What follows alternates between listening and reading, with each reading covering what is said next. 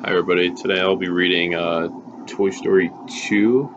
It's a read aloud storybook. Um, it is published by Disney Enterprises and Disney Studios, Animation Studios. The author of the book is Catherine Zoefeld. I believe I said that right. It came out in 2000 was the year when this storybook came out. I will begin with the reading now. Hello, class. Today we'll be reading Toy Story 2. It is a read aloud storybook about the movie Toy Story. So it'll start with the beginning of the movie, which is when it's titled Woody Gets Stolen, is the basis of the story. Um, when his arm tore, Woody couldn't go to cowboy camp with Andy anymore. Woody had been shelved, cried Mr. Potato Head. As you can see, all the toys are watching Andy leave for camp. I turn to the next page. It reads, here's what it looks like. It reads, the next morning, Sarge yelled, "Red alert! Andy's mom was having a yard sale." When a toy penguin was taken to the sale, Woody rode Andy's puppy to the rescue. But as the puppy ran back to the house, Woody fell to the ground. You see the puppy running back to the house with Wheezy, the toy penguin that they stole, but you see Woody gets left behind. Turn to the page. Next page. Helplessly, Buzz Lightyear watched a toy collector steal Woody and drive away. As you see, Buzz tried to help Woody, but he wasn't able to make it in time, and Woody had been taken. At the collector's apartment, Woody met Bullseye, the horse, and Jessie, the cowgirl. "And say hello to Prospector," said Jessie. He's mint in the box, never been opened." So as you see, there's Prospector. He's a new toy. He's never been opened. He's still in his box. There's Bullseye, the horse, and Jessie, a cowgirl. The next chapter is titled Buzz to the Rescue. Back home, Buzz, Slinky, Mr. Potato Head, Ham, and Rex set out to rescue Woody. They had recognized the man who stole Woody from the TV commercial. To Al's, to Al's Toy Barn and beyond, declared Buzz. As you see, Buzz and the rest of Woody's friends are making a plan to go rescue Woody. As you see, they're escaping out from Andy's house along the roof as they go on their mission to save Woody. Next page. Woody was having fun playing with his new friends, but they all froze when Al walked into the room. Al was gloating about how much money he could sell Woody for when rip, Woody's arm tore off. See Woody having all fun with Bullseye and Jesse and everybody, but then when Al comes in, he tries to grab Woody and his arm ripped off because remember Woody's arm had been damaged and Woody's arm came off.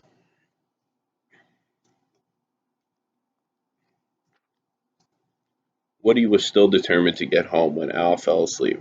He tried to escape. Blair! The television blasted on. Woody froze as Al woke up. Then Woody noticed the TV remote control had one of his new friends turned on the TV.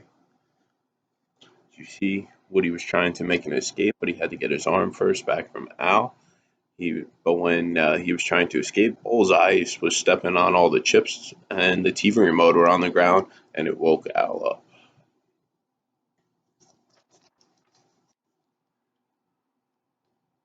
By that time, Buzz and the others had reached a busy four-lane highway. Buzz says, "We have to find a way to cross." Five traffic cones trotted across, sending the traffic every which way.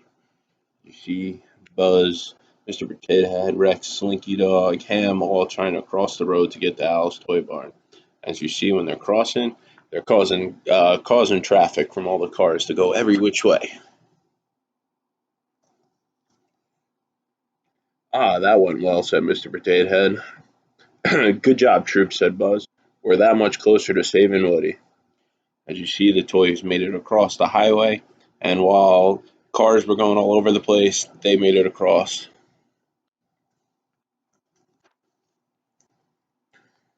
Next, Al hired a cleaner to fix Woody's arm. and make him look like new. Al says, "You'll be a perfect museum piece."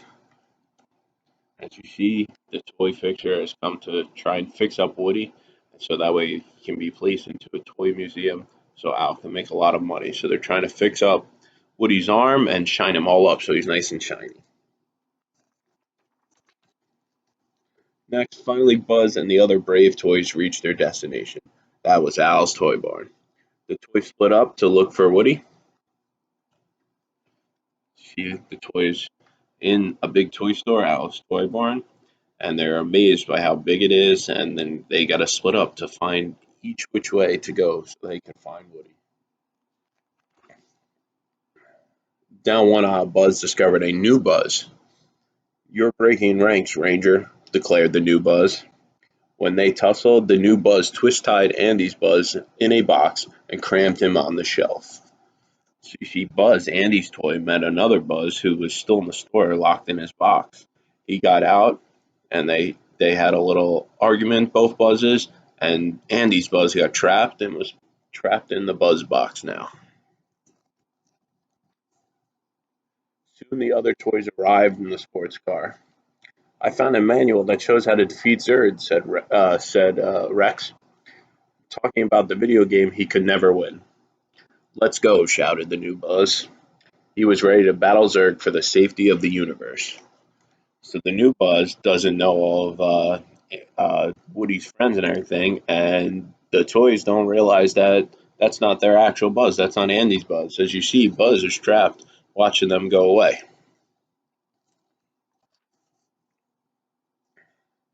Finally, the toys head for Al's office. They heard Al planning to sell Woody to a museum in Japan. The toys hid in Al's briefcase just before Al got ready to leave. See, the toys are trying to hide in the briefcase so they can find Woody and save him so he doesn't get sold to a museum very far, far away. Next, Andy's Buzz escaped from the box and hurried after Al. Buzz didn't notice that a Zerg toy had burst out of his box and was following him. So Andy's Buzz escaped the Buzz toy box, and he's on his way to chase Al so he can find Woody. But you see, Buzz's enemy Zerg has also escaped from his box and is following Buzz. The toys followed Al into his apartment building. "We can climb through here," said new Buzz, pointing to the air vent. Finally, the toys broke through the vent leading into Al's apartment. See, new Buzz is leading all of Andy's toys and Woody's friends through the air vent so they can find Woody. "We're here to spring you, Woody," cried Slinky. Then Andy's Buzz arrived to prove that he was the real Buzz. He lifted his boot. In thick black marker on the bottom was the name Andy. So the toys had realized that they had left Andy's Buzz at at the toy store, and that was a fake Buzz, the new Buzz that was with them all this rest of this trip. Once the Buzz showed him his foot and he had Andy written on him, they knew that was the real Buzz. "Let's go," Woody said. Buzz. To his surprise, Woody said, "I'm a rare collectible. I belong in a museum." "You are a toy," Buzz shouted, but Woody refused to leave. See, Buzz and Woody are having an argument. Woody doesn't want to go back with Buzz and his friends to Andy's house. Next, as the toys left, Woody thought about his old life. "I suppose to be played with," he declared. "I have to get home." But the prospector stood in his way. From the vent, Buzz watched as Al returned and packed Woody in his bag. Woody finally decided he should go back to Andy's house, but Prospector wouldn't let him go. And as the toys were now back in the vent, Al came to pack Woody up. "We gotta get Woody. We gotta get Woody." "He changed his mind," cried Buzz. But the toys ran right into Zerg. You see on this page, the toys ran into to Zerg, Buzz's enemy. A battle broke out between the Buzzes and Zerg. As Rex turned away, his tail knocked Zerg into the elevator shaft. Rex screamed, "I finally defeated Zurg," as he cheered. As you see, they finally defeated Zurg, all thanks to Rex. The toys said goodbye to the new Buzz, who declared to stay behind with Zurg. As they left the building, they saw Al's car pulling away.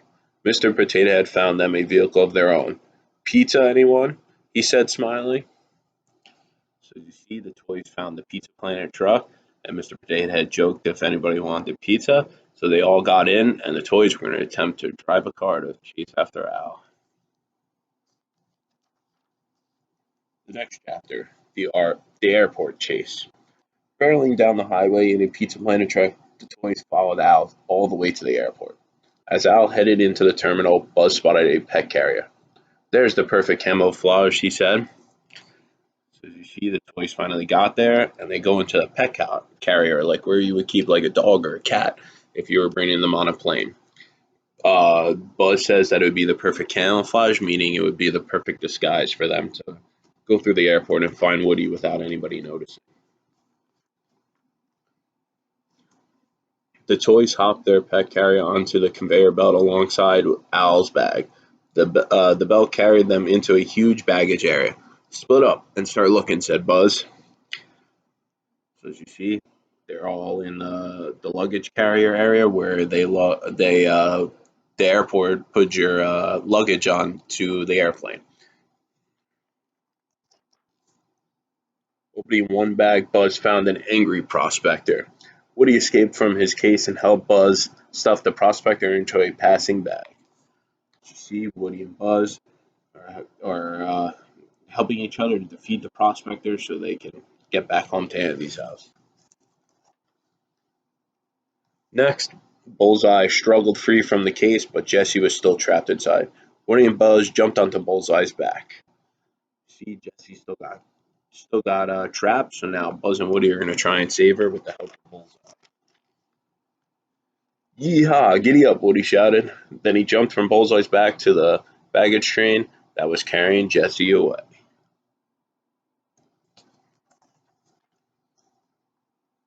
But Woody wasn't able to rescue Jesse. They were both loaded onto the plane, and the plane was about to take off. Woody sees that the plane is getting the last few luggage carriers on, and they might be running out of time to save Jesse. From the inside of the plane, Woody and Jesse try to escape, though, through the landing gear. "You can't have a rescue without Buzz Lightyear," cried Buzz. He rolled Bullseye under the plane. Woody and Jesse jumped to safety. So you see, Woody finally made it to Jesse, and Buzz and Bullseye ran under the plane so that they could give Jesse and Woody somewhere to land. That evening, Andy returned and wondered what is that baggage carrier doing parked on the street. His mom and Andy were confused. Andy bursted into his room. The first thing he did was look for Woody. "Howdy, partner," he said. Then he spotted Bullseye and Jesse. Jesse, "New toys. Thanks, Mom," he cried.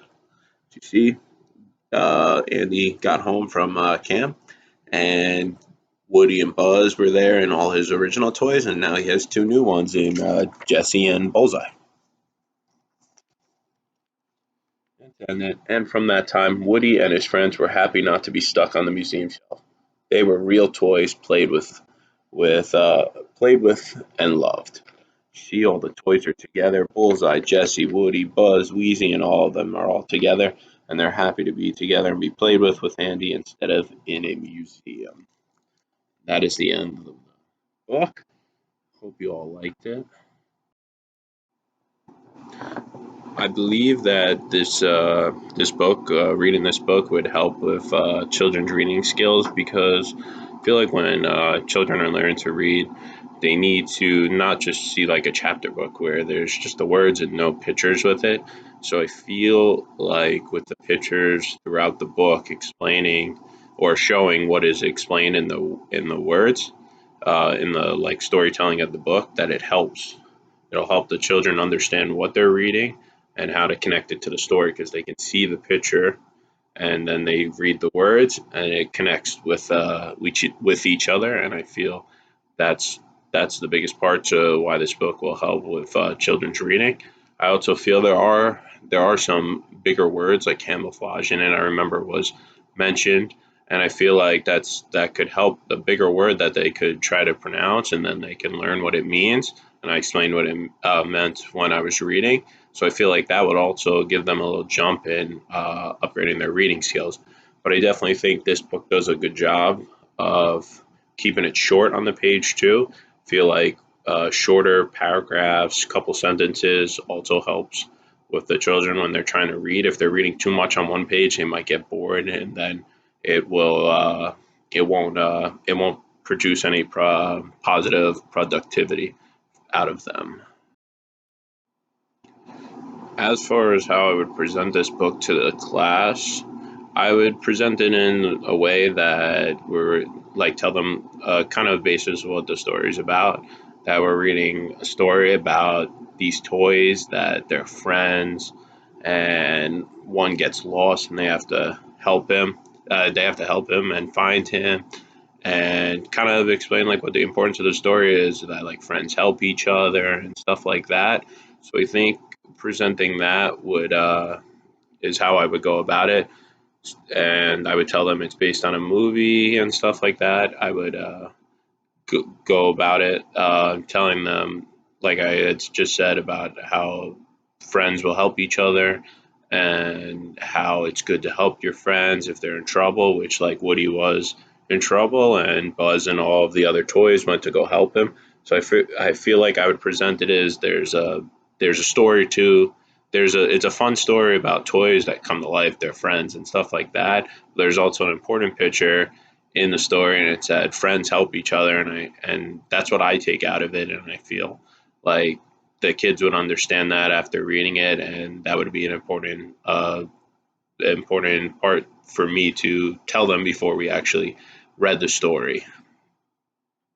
I would also explain to them who prior to who the characters are, and explain to them who the characters are, where they're from, and stuff like that. Just like a little basis, so they know before they jump into the story, and they're confused on who Woody is, who Buzz is, who this and that is.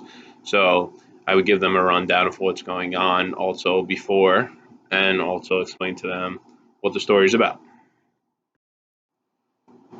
I think the learning objectives for this lesson or reading this story would be a couple things. One being how I had just mentioned about like friends helping each other. So more of like a personal standpoint, the students could realize, oh, my friend just dropped his pencil. Let me help him pick it up. Something like that.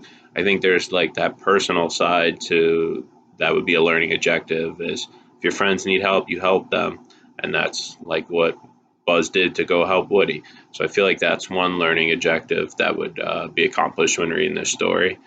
And another one, of course, would be just to help the students improve on their reading. I believe would be really important. That would obviously be one objective, is to see if the students could also read along while I'm reading, like follow along if we have extra books, or follow along when I'm reading from when I'm holding it up for them.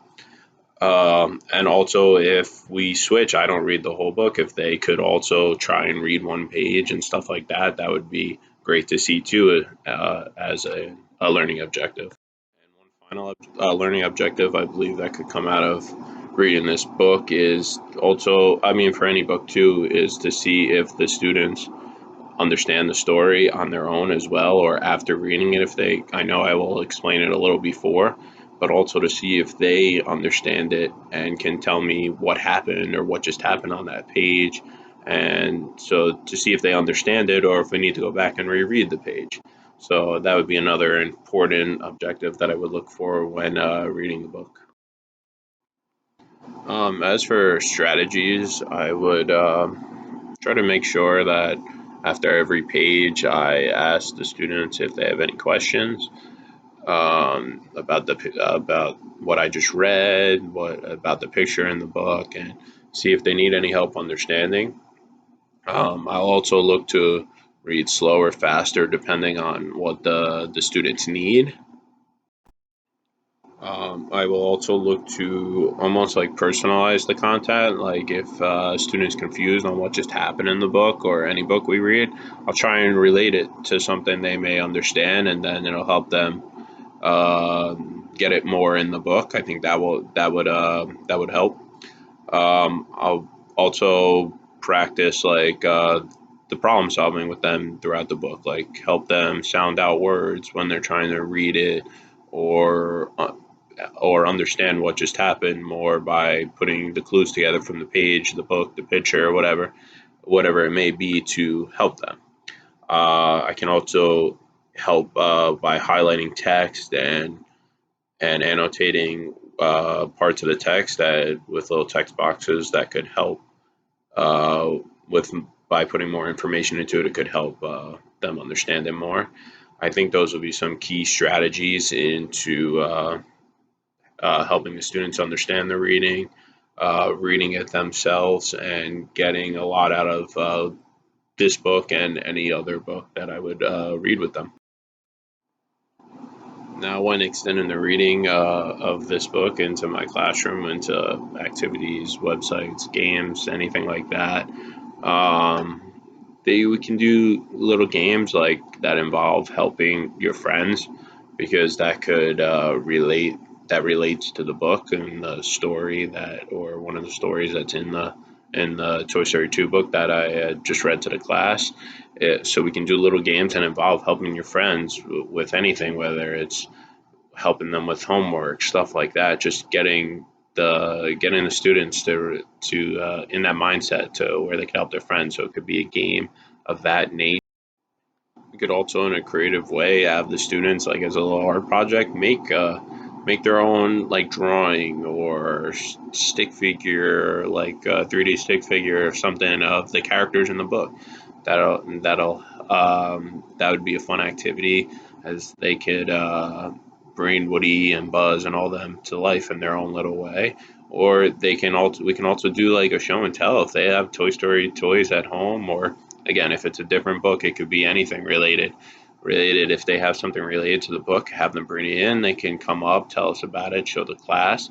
That would be another fun activity to do that I think would work, and the students would. But I think arts and crafts would be the big one of the biggest things you could do by making. You could have them draw the scenes that happen in the movie, draw the characters, do like the little old fashioned, but the like the paper plates when you make the faces on them, you color them, and it could be like Buzz's face or Woody's face on the plate, stuff like that. You can do like popsicle stick figures of the characters and stuff like that. I think just any fun activities, or even games on websites online that could be searched up, educational games that relate to the story or just with the characters involved.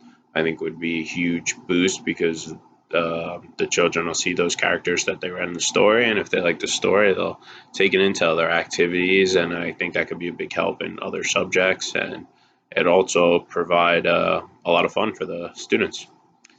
I hope everybody liked the book, and thanks for listening.